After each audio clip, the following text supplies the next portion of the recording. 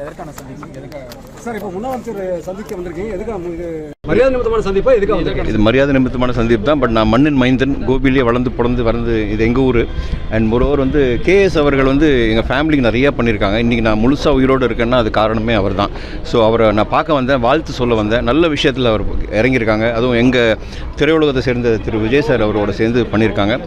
நானும் சேரலாம், அது அடுத்த மாதம் என்னன்றது தெரியும். தலைவரோட ஆசீர்வாதம் அண்ட் விஜய் சாரோட நட்பு இது என்றுமே தொடரும். ஸோ அவரோட சேர்ந்து நம்ம கோபிலேருந்து நம்ம நிறைய நல்ல விஷயங்கள் பண்ணலாம் அப்படின்னு தான் வந்தோம்.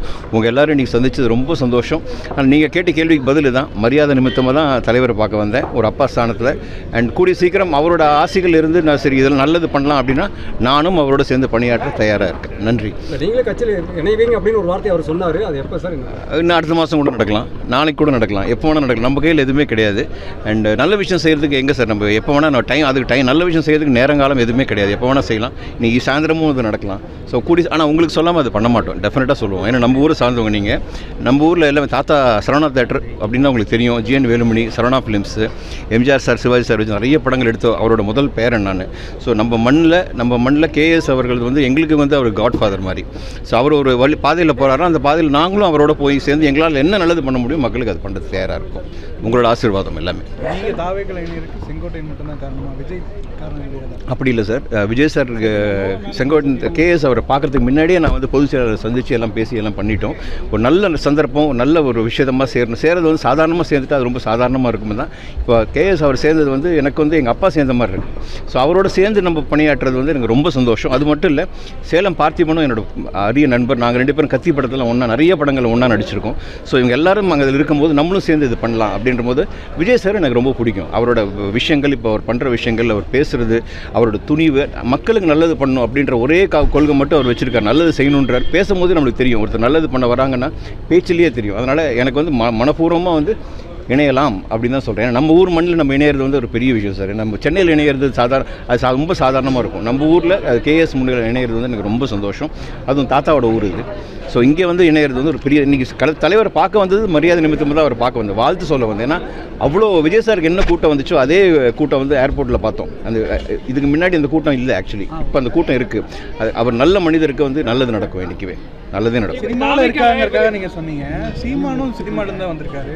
அவருடைய பேச்சு நீங்கள் கேட்டு இல்லை சார், நான் கம்பேர் பண்ணல. சீமான் சார் வேறு, இப்போ விஜய் சார் வேறு. டோட்டலாக விஜய் சார் வந்து இதுக்குன்னே வந்து ஆரம்பித்து, சீமான் சாரும் ஒரு கட்சி ஆரம்பித்து இளைஞர்கள் எல்லாத்தையும் ஒரு வழி நடத்தி கொண்டு வராங்க. பட் விஜய் சார் வந்து நான் அவரோட நடிச்சிருக்கேன். அவர் பேசும்போதே வந்து ஏதாவது பண்ணணுன்ற உள்ளுணர்வு நல்லாயிருக்கும். பட் அது உண்மையாக செய்வார், எனக்கு அந்த நம்பிக்கை இருக்குது. சீமான் சாரோட நான் பழகலை. பட் எனக்கு மெயினாக நான் ஒரே ஒரு காரணம் சொன்னேன்னா, விஜய் சார் எனக்கு பிடிக்கும். அண்ட் அவர் செய்கிற நல்ல விஷயங்கள் எனக்கு ரொம்ப பிடிக்கும். அவர் நற்பணி மன்றமாக ஆக்கி, அப்புறம் மக்கள் இயக்கமாக்கி, அதுக்கப்புறம் வந்து ஒரு தமிழக வெற்றி கழகம்னு ஒரு கழகத்தை வந்து அவர் ஆரம்பித்தது வந்து தனி ஒரு மனிதனாக. இது சாதாரண விஷயம் இல்லை. ஏன்னா அரசியல்ன்றது ரொம்ப பெரிய களம். சாதாரண மனுஷனாக வந்து இன்றைக்கி போல்டாக நிற்கிறாருன்னா எனக்கு ரொம்ப, ஏன்னா அந்த தூத்துக்குடி சம்பவத்துக்கு அப்புறம் கூட வேறு யாராவது இருந்தால் கூட வந்து அது வருவாங்களா திருப்பி அப்படின்ற ஒரு டவுட் இருந்துச்சு. ஆனால் அவர் மனசில் அந்த உறுதியோடு அவர் இருந்து, அவரை நம்பி இவ்வளோ மக்கள், இவ்வளோ அன்பு இருக்குது, எங்கே பார்த்தாலும் மாணவர்கள் மாணவி எல்லாம் வந்து உயிரை கொடுக்குறாங்க. அப்படி இருக்கிற ஒரு மனிதர் வந்து வந்தால் நல்லாயிருக்கும் அப்படின்றது தான் வந்து எல்லாருடைய கணிப்பும் அவர் இருந்துச்சு எங்கள் சைடில். என் சைடில் வந்து நான் சினிமாவில் வந்து இவரை பிடிக்கும் அவரை பிடிக்காது அப்படிலாம் இல்லை. நல்லது யார் செய்கிறாங்களோ அங்கே நம்ம இருப்போம். நம்மளுக்கு ஒரு நல்ல தலைவர் கண்டிப்பாக வேண்டும். அதுக்கு வந்து நம்ம என்ன உழைக்கணுமோ அது உழைக்கும். போதுமா? தேங்க்யூ. அண்ட் உங்கள் எல்லாரையும் சந்திச்சது எனக்கு ரொம்ப ரொம்ப சந்தோஷம். ஏன்னா கோபியில் முதல்ல ஃபஸ்ட்டு மைக் முன்னாடி நின்று பேசுகிறேன். மெட்ராஸில் நிறைய மைக் பேசியிருக்கோம், நிறையா பண்ணியிருக்கோம். பட் கோபியில் இதான் முதல் தடவை. அது உங்கள் எல்லாருக்கும் மனதார நன்றி சொல்லிக்கிறேன். ரொம்ப நன்றி சார். ஒன்று சொல்கிறேன் சார், அமைதிக்கு வந்து நிறைய பவர் உண்டு. வெளியே வந்து கற்றணும், வெளியே வந்து பார்க்கணும், நடக்கணும் அப்படின்றதுக்கு பவரே இல்லை. விஜய் சார் வந்து எங்கே தான் போகாமல் இருந்தார் சொல்லுங்கள்? எல்லா இடத்துக்கும் அவர் போயிட்டார். இப்போ சாந்தியோட அந்த மரணத்துக்கும் போனாங்க, தூத்துக்குடிக்கும் வந்தார், கள்ளக்குறிச்சிக்கும் வந்தார்.